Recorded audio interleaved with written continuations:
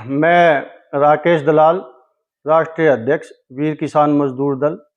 हमारा संगठन देश के अनेक हिस्सों में जाकर धार्मिक प्रचार करता है और करंट में हमारा अभियान खजुराहो मंदिरों के लिए और वक्फ बोर्ड की पैरेलल में सनातन बोर्ड कैसे बने उसके ऊपर हम अपना अभियान चलाए हुए हैं। कई एक महीने भर से हिसार में एयरपोर्ट के लिए कांग्रेस सांसद जो हैं मौजूदा, वे अनाप शनाप अरबगल जो है ना अपना बयान दे रहे हैं और बीजेपी के लोग भी जो है इधर उधर की बयानबाजी कर रहे हैं। उसके लिए आज हम अपने आपके साथियों को, दर्शकों को और आपको, जो आप हमारी बात जनता तक पहुंचाने के लिए आए हैं और आपके दर्शक जो उनको सुनेंगे, उनका हम धन्यवाद करते हैं। और एयरपोर्ट, जो इंटरनेशनल एयरपोर्ट के लिए जो हमारे सांसद बार बार जो बोल रहे हैं भी मैं इस्तीफा दे दूंगा, तो सांसद जी को आज अपना इस्तीफा दे देना चाहिए, क्योंकि उनकी वजह से हिसार इंटरनेशनल एयरपोर्ट बनते बनते ये डोमेस्टिक और एयरड्रम तक पहुंच गया। क्योंकि 2007 से लेकर 14 तक एयरपोर्ट अथॉरिटी ने काफ़ी नए एयरपोर्ट बनाने के लिए काम किया था। 50 नए एयरपोर्ट जो है हिंदुस्तान में बनने थे। जो हिसार में सबसे बेस्ट लोकेशन जो है इंटरनेशनल एयरपोर्ट की हिसार के अंदर थी, वो हिसार में ना बने, इसके लिए बहुत हथकंडे अपनाए गए। मौजूदा सांसद जो कांग्रेस के हैं हिसार से, उस वक्त वे कांग्रेस के सांसद हिसार से थे, उन्होंने किसी भी तरह की पैरवी जो है हिसार में एयरपोर्ट बने नहीं करी। हाँ, उन्होंने हिसार में एयरपोर्ट ना बने इसके लिए उन्होंने पैरवी करी कि बार बार वे कह रहे हैं कि हिसार इंटरनेशनल एयरपोर्ट बनेगा। अभी 2 दिन पहले जो है प्रेस कॉन्फ्रेंस करी है पूर्व मुख्यमंत्री भूपेंद्र सिंह हुड्डा ने। उन्होंने कहा भी हिसार के अंदर जो है ना छोटा एयरपोर्ट बनना था। अब जनता के ऊपर क्वेश्चन छोड़ता हूँ आपका कि क्या डिमांड जब छोटे एयरपोर्ट की करी गई थी तो वो इंटरनेशनल एयरपोर्ट कैसे बन जाएगा? और 2 दिन पहले तक जो जयप्रकाश जी, जो हिसार के मौजूदा सांसद हैं, वो बार बार ये कह रहे थे भी हिसार इंटरनेशनल एयरपोर्ट हमने बनवाना था। तो क्या ये उनकी झूठ नहीं है? ये उनका कौन सा चरित्र जो है दिखाया जा रहा है? वो अपना बताइए, उनका कौन सा चरित्र है? वो कहते हैं भी मैं चरित्रवान हूं, तो ये कैसा चरित्र उनका? लिखित में तो वे देते हैं यहाँ का छोटा एयरपोर्ट, और जनता को वे कहते हैं कि इंटरनेशनल एयरपोर्ट हम बनवाना चाह रहे थे। ये तो अभी 4 दिन पहले की उनकी मीडिया में हजारों बयानबाजियां आप उसकी देखिए, और वो फिर कहते हैं कि ये जहाज पलट जाएगा, आग लग जाएगी, यहाँ पता नहीं क्या क्या हो जाएगा। भाई वे चाहते क्या अभी जो है हिसार में किसी भी तरह से एयरपोर्ट ना बने।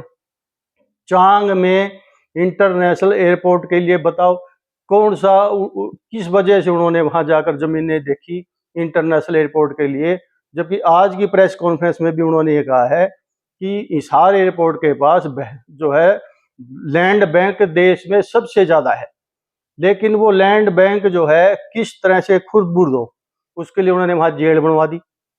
उसके लिए उन्होंने वहां यूनिवर्सिटी ट्रांसफर करा के यूनिवर्सिटी को अपॉइंट कर दिया और सेक्टर काटने की तैयारी कर दी। भाई किसी भी वजह से हिसार के अंदर एयरपोर्ट ना बने, तो इसका तो ये मतलब लगता है कि वो जमीनों में खरीद फरोख्त में अपना उनका कोई इंटरेस्ट था। अपने पर्सनल इंटरेस्ट के लिए हिसार इंटरनेशनल एयरपोर्ट को किसी भी तरीके से नहीं बनने देना जो है, ये मौजूदा सांसद का कार्य है।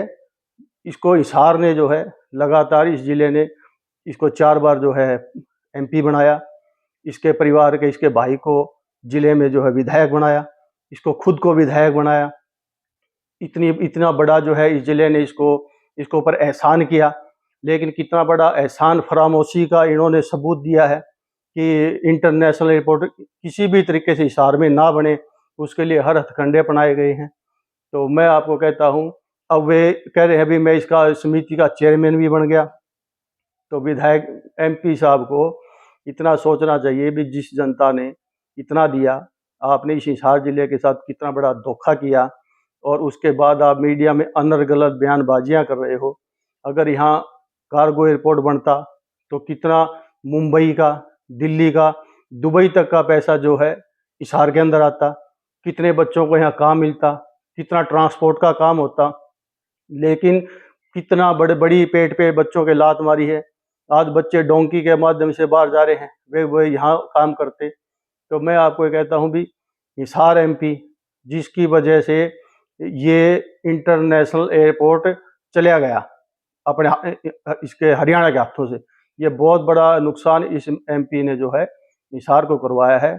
और अगर उनको कहीं भी उनका ज़मीर है तो वह इस बात को कबूल करें कि ये मेरी वजह से, जो मेरी पैरवी नहीं करने की वजह से इंटरनेशनल एयरपोर्ट हिसार में नहीं बना, और उनको इस्तीफ़ा दे के और अपने घर बैठ जाना चाहिए। इतना बड़ा धोखा जो उन्होंने जनता के साथ किया है।